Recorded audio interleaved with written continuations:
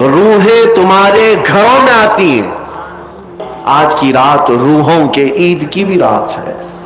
عزیزان گرامی اوقات، اور ایک حدیث، کیا قبرستان جانا چاہیے نہیں جانا چاہیے، اس پر بھی بڑے اعتراضات ہیں. خزانۃ الروایات بحوالہ فتاوی رضویہ شریف اعلیٰ حضرت نے بھی نقل فرمایا کہ آج کی رات روحیں تمہارے گھروں میں آتی ہیں. قبروں پر جتنے بھی آرام کر رہے ہیں ان کی روحیں تمہارے گھروں پر آتی ہیں، اور جو گھر میں ذکر و اذکار ہو، عبادات ہو اور انہیں ایصال کیا جاتا ہے، وہ لے کر قبرستان واپس جاتی ہیں اور اپنے پڑوس میں فخر کرتی ہیں کہ میرے گھر والوں نے مجھے یہ دیا، میرے گھر والوں نے مجھے یہ تحفے دیے. آج کی رات روحوں کے عید کی بھی رات ہے، لیکن وہ روحیں جن کے گھر والے انہیں کچھ نہیں دیتے، واپس قبرستان جاتے ہوئے یہ کہتے ہوئے جاتی ہیں اللہ تمہارا اس سے بھی برا حال کرے. وہ انہی لوگوں کو کوس کر جاتی ہوں گی جو دلیل بار بار پوچھتے رہتے ہیں. الحمدللہ ہر سنی 2 رکعت نفل تو آج پڑھتا ہی ہے، قبرستان سے گزرتے ہوئے سلام تو کرتا ہی ہے. ہم اپنے بزرگوں کو بھولنے والوں میں سے نہیں ہیں. جن کو بار بار دلیلوں کی ضرورت ہے ان کی روحیں آ کر کوس کر جاتی ہوں گی. بہرحال یہ شعبان المعظم کا مہینہ، جس کے متعلق تاریخ یہ ہے کہ ایک تاریخ میں آپ کو بتاؤں، اس مہینے کی ایک اور تاریخ ہے کہ سیدنا موسیٰ علیہ الصلوۃ والتسلیم کو نبوت اس مہینے میں ملی. حضرت ابراہیم خلیل اللہ کو اللہ نے نور معرفت اس مہینے میں دیا. اس سے بڑی چیز یہ ہے نبی پاک صلی اللہ تعالی علیہ وسلم اسی مہینے میں مکہ والوں کے مطالبے کی وجہ سے اپنا اشارہ چاند کی طرف کر کے 2 ٹکڑوں میں تبدیل فرمایا تھا.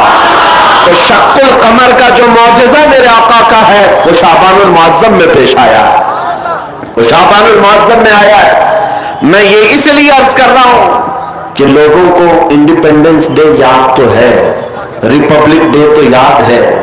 آج پوچھتا ہوں میں کہ 15 اگست ہماری آزادی کا دن ہے، ہر سال مناتے ہیں. ارے میاں 1947 میں آزاد ہوا تھا نا، تو ابھی تک کیا ہے؟ یا ہر سال آزاد ہو رہا ہے؟ ہر سال آزاد ہو رہا ہے؟ نہیں، ایک بار ہوا تھا لیکن اس کی خوشی اب تک منائی جا رہی ہے.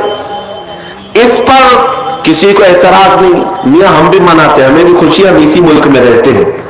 لیکن جن کو شب برات نہیں منانا، شب معراج نہیں منانا، شب عید میلاد نہیں منانا، ان کے مدرسوں پر تو جھنڈے 15 اگست کو پورے دن بھر لہراتے رہتے ہیں.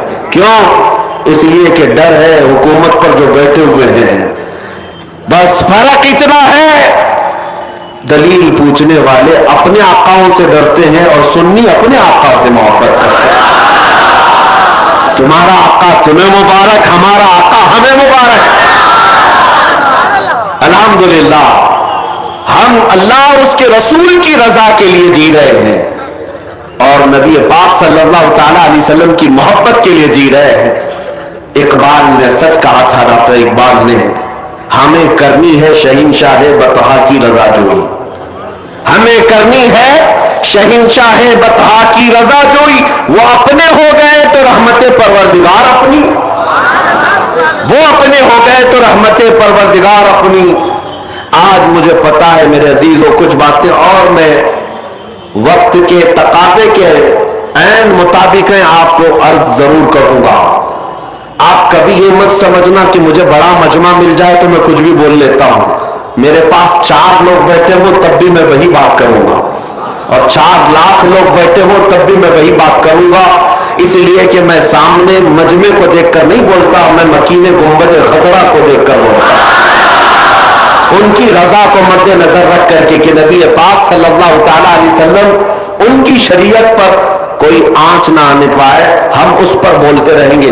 اب اس سلسلے میں کوئی بھی چہرہ آ جائے ہمیں اس سے غرض نہیں ہے، ہمیں اس سے غرض نہیں. سنیوں اپنا عقیدہ اتنا مضبوط رکھو، اتنا مضبوط رکھو. اعلیٰ حضرت نے کتنا پیارا پیغام دیا تم کب تک ان کی اٹھاتے گھومتے رہو گے جوتیاں؟ کب تک ان کی دھوتیوں میں گھس کر کے پناہ لیتے رہو گے؟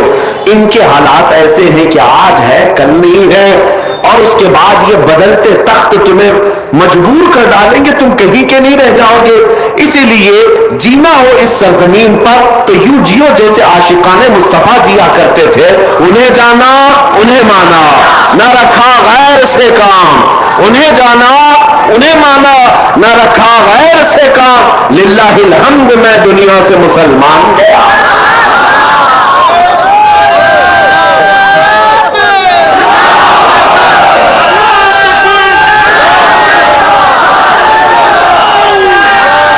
توجہ، میں آج آپ کے سامنے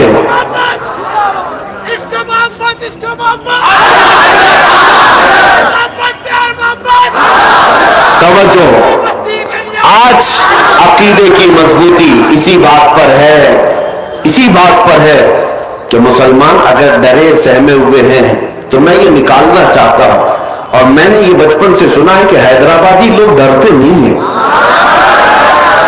الحمدللہ ڈرتے نہیں ہیں۔ اللہ کرے کہ ایسے ہی آپ کے دل مضبوط رہے، اور ہندوستان میں بھی ہمارے نیتاؤں میں جو سر چڑھ کر کے بولتے ہیں وہ بھی حیدرآبادی سے ہیں۔ لوگوں کو شیروانی سے پریشانی بھی ہے۔ آپ کو میں یہی کہنا چاہتا ہوں، یہ جو تمہارا وصف ہے اسی کو زندہ رکھو۔ بریلی کے امام نے کہا ہے خوف نہ رکھ رضا ذرا، تو ہے عبد مصطفیٰ۔ عبد مصطفیٰ کا مطلب کیا ہے؟ مصطفیٰ کا غلام۔ جب تم یہ کہتے ہو کہ میں محمد عربی کا غلام ہوں تو ڈر کر کیوں جیتے ہو؟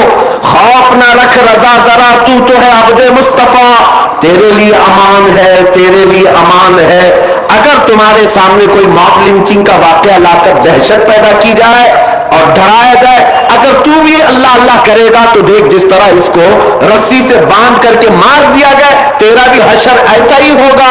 ان کتوں کو صرف اتنا کہہ دو اگر تم مارتے ہو تو کوئی فرق نہیں پڑتا، اس لیے کہ میری تاریخ میں بلال حبشی بھی موجود ہے، خبیب ابن عدی بھی موجود ہے۔